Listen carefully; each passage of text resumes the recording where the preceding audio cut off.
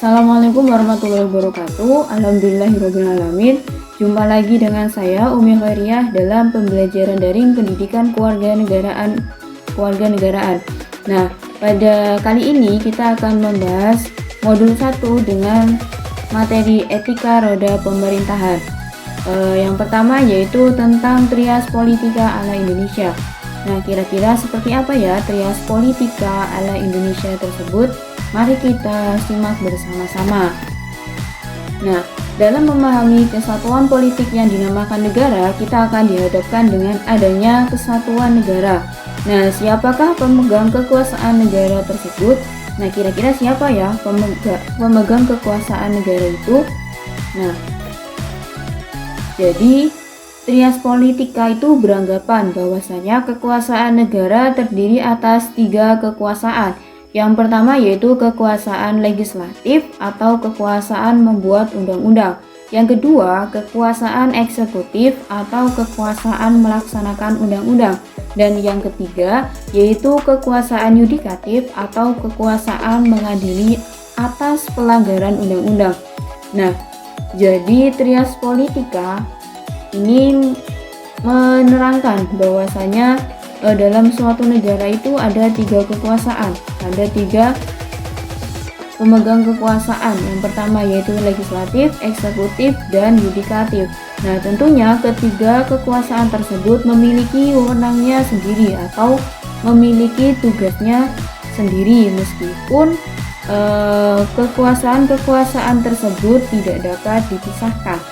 Artinya kekuasaan-kekuasaan tersebut bekerja sama untuk membentuk suatu negara yang lebih maju atau lebih sejahtera dengan cara memberikan wewenang atau melaksanakan tugas sesuai dengan tupoksi-tupoksi atau hal yang harus dilaksanakan. Nah, jadi kekuasaan-kekuasaan tersebut saling bekerja sama untuk melaksanakan wewenang yang telah ditentukan. Dalam Undang-Undang Dasar tahun 1945, hasil perubahan pertama sampai dengan keempat pada tahun 1999 sampai 2000 mengatur sistem pembagian kekuasaan negara melalui kekuasaan eksekutif, yudikatif, dan inspektif. Kekuasaan eksekutif sendiri adalah kekuasaan untuk menjalankan undang-undang.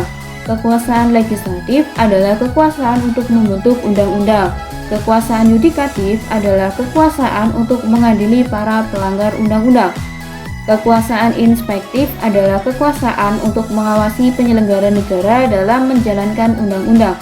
Dan kekuasaan konsultatif yaitu kekuasaan untuk meminta pertimbangan dalam menjalankan kekuasaan negara dalam Undang-Undang Dasar 1945 dihapus. Apabila dibandingkan dengan teori trias politika yang menekankan pada pemisahan kekuasaan legislatif, eksekutif, dan yudikatif, maka negara Indonesia tidak secara murni menganut teori tersebut. Negara Indonesia lebih tepat dinamakan negara yang menganut sistem pembagian kekuasaan atau trias politika ala Indonesia.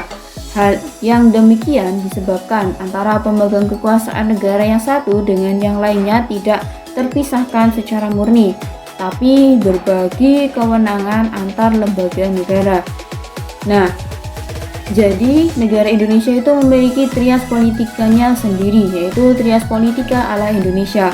Karena dalam menjalankan kekuasaannya itu pemegang kekuasaan negara yang satu dengan yang lainnya itu tidak terpisahkan secara murni.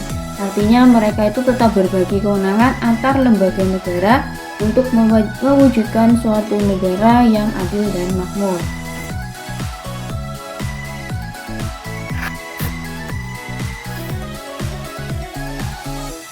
Nah, contoh dari trias politika ala Indonesia itu sendiri adalah yang pertama, kekuasaan eksekutif didelegasikan kepada Presiden sebagaimana diatur dalam pasal 4 ayat 1 Undang-Undang Dasar 1945 bahwa Presiden Indonesia memegang kekuasaan pemerintah menurut Undang-Undang Dasar. Yang kedua, kekuasaan legislatif didelegasikan kepada Presiden dan Dewan Perwakilan Rakyat, serta dalam hal otonomi daerah dapat melibatkan Dewan Perwakilan Daerah. Yang ketiga, kekuasaan yudikatif didelegasikan kepada Mahkamah Agung dan Mahkamah Konstitusi.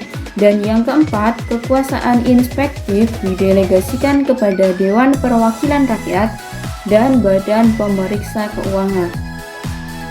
Nah, selanjutnya dalam Undang-Undang Dasar 1945, hasil perubahan tidak dikenal lagi kekuasaan konsultatif yang sebelumnya didelegasikan kepada Dewan Pertimbangan Agung. Dewan Pertimbangan Agung dihapus dan digantikan Dewan Pertimbangan yang dibentuk oleh Presiden sendiri. Sistem pembagian kekuasaan negara sebagaimana diatur dalam Undang-Undang Dasar 1945 tersebut di atas dalam pelaksanaannya harus mengacu pada nilai-nilai Pancasila. Penjabaran nilai-nilai Pancasila dalam sistem pembagian kekuasaan negara tersebut sebagai konsekuensi Pancasila sebagai dasar filsafat negara. Artinya, Pancasila digunakan sebagai dasar berpikir atau landasan pikiran dalam penyelenggaraan negara di Indonesia. Nah, jadi dalam melaksanakan kekuasaan atau dalam membagi kekuasaan atau wewenang itu harus didasarkan pada nilai-nilai Pancasila. Kenapa? Karena Pancasila sendiri itu digunakan sebagai dasar berpikir atau landasan pikiran dalam menyelenggarakan negara Indonesia. Karena Pancasila sendiri adalah sebagai dasar filsafat dari suatu negara Indonesia. Pokok-pokok pikiran dasar penyelenggaraan negara Indonesia yang terkandung dalam UUD 1945 adalah sebagai berikut. Negara, begitu bunyinya, melindungi segenap bangsa Indonesia dan seluruh tumpah darah Indonesia dengan berdasar atas persatuan dengan mewujudkan keadilan sosial bagi seluruh rakyat Indonesia. Negara hendak mewujudkan keadilan sosial bagi seluruh rakyat. Negara yang berkedaulatan rakyat berdasar atas kerakyatan dan permusyawaratan perwakilan. Dan yang terakhir, negara berdasar atas ketuhanan yang Maha Esa, menurut dasar kemanusiaan yang adil dan beradab.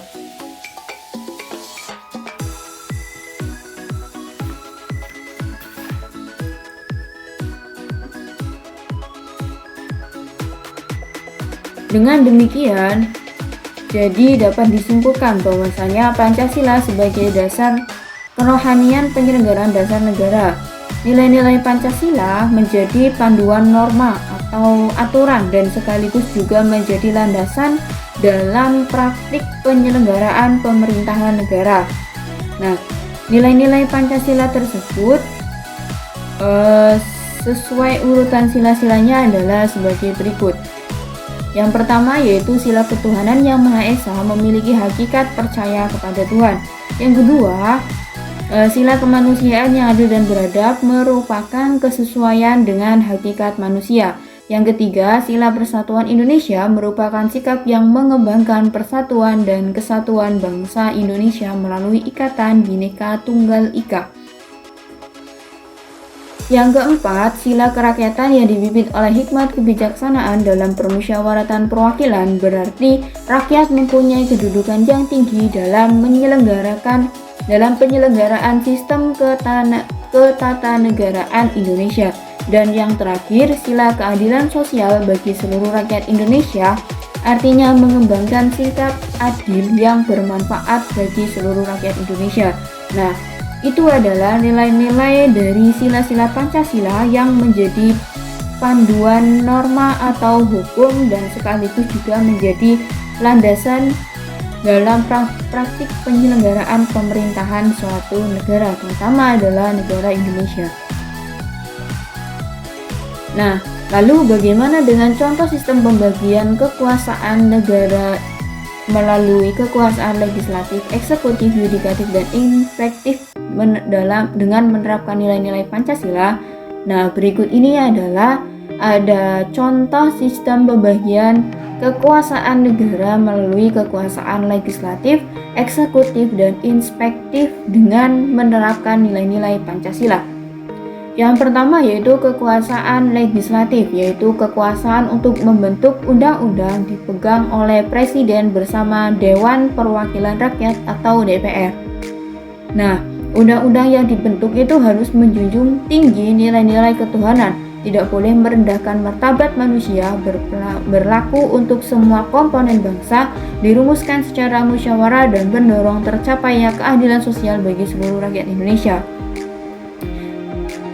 Nah, dalam kekuasaan legislatif ini, dengan nilai ketuhanan, kemanusiaan, persatuan, dan musyawarah itu sudah mencakup semua nilai-nilai yang ada dalam sila-sila Pancasila. Artinya, contoh tersebut adalah pembagian kekuasaan negara melalui legislatif dengan menerapkan nilai-nilai Pancasila. Yang kedua yaitu dalam menjalankan kekuasaan eksekutif yaitu kekuasaan untuk menjalankan undang-undang. Dalam sila pertama, pemerintah harus mengusahakan terbinanya kerukunan hidup antara sesama umat pemeluk agama dan kepercayaan terhadap Tuhan. Nah, ini adalah nilai dari sila pertama Pancasila, yaitu ketuhanan yang Maha Esa. Jadi dapat disimpulkan bahwasanya kekuasaan eksekutif adalah dalam hal itu adalah menerapkan nilai-nilai Pancasila, yaitu sila yang pertama. Sedangkan dalam sila ketiga, pemerintah memberikan pengakuan terhadap kebinekaan Tunggal Ika, yaitu persatuan Indonesia, suku bangsa dan kebudayaan bangsa yang berbeda. Pemerintah mengusahakan permusyawaratan dengan mempertimbangkan pendapat dari masyarakat. Akhirnya kekuasaan yang dijalankan oleh pemerintah menciptakan kemakmuran rakyat. Nah, ini adalah masih dalam sistem kekuasaan eksekutif, di mana juga menjalankan sila dari Pancasila yang lain atau menerapkan nilai-nilainya, yaitu dari sila ketiga, sila ketiga dan sila keempat, yaitu persatuan dan permusyawaratan, sehingga kekuasaan dijalankan pemerintah dapat menciptakan kemakmuran rakyat. Dan yang selanjutnya yaitu kekuasaan yudikatif, adalah kekuasaan yang mengadili para pelanggar undang-undang. Peradilan di Indonesia berada di bawah kekuasaan Mahkamah Agung dan Mahkamah Konstitusi. Perkara yang diputuskan seadil-adilnya atas nama Tuhan Yang Maha Esa. Nah, ini adalah sila kedua dan sila ke-1, yaitu keadilan sosial dan ketuhanan yang Maha Esa. Jadi dalam memutuskan suatu perkara itu harus adil dengan atas nama Tuhan Yang Maha Esa. Peradilan tidak memihak, harus didasarkan atas fakta-fakta yang ada dalam bukti persidangan. Oleh karenanya, putusan peradilan selalu menjunjung tinggi nilai-nilai kemanusiaan, bebas dari kepentingan kelompok, dan meninggikan keadilan sosial, kemanusiaan yang adil dan beradab. Nah, itu adalah nilai Pancasila dari sila ke-5. Selanjutnya yaitu kekuasaan inspektif, merupakan kekuasaan untuk mengawasi penyelenggaraan negara dalam menjalankan undang-undang. Salah satu lembaga pelaksanaan kekuasaan inspektif dilakukan oleh Badan Pemeriksa Keuangan atau BPK. Hasil pemeriksaan BPK diserahkan kepada Dewan Perwakilan Rakyat atau DPR, Dewan Perwakilan Daerah atau DPD, Dewan Perwakilan Rakyat Daerah atau DPRD sesuai dengan kewenangannya. Hal yang demikian mengandung makna bahwa dalam memeriksa keuangan negara, BPK harus memperhatikan nilai-nilai yang terkandung dalam Pancasila. Artinya, BPK tidak boleh sembarang atau asal dalam memeriksa keuangan negara dan harus berpedoman kepada norma yang ada dalam sila-sila Pancasila. Nah, demikian tadi materi yang dapat saya sampaikan terkait dengan Trias Politika ala Indonesia. Jangan lupa untuk dicatat materinya dan kerjakan soal latihan yang nantinya akan dikirim lewat Google Form. Sekian dari saya akhiri. Wassalamualaikum warahmatullahi wabarakatuh.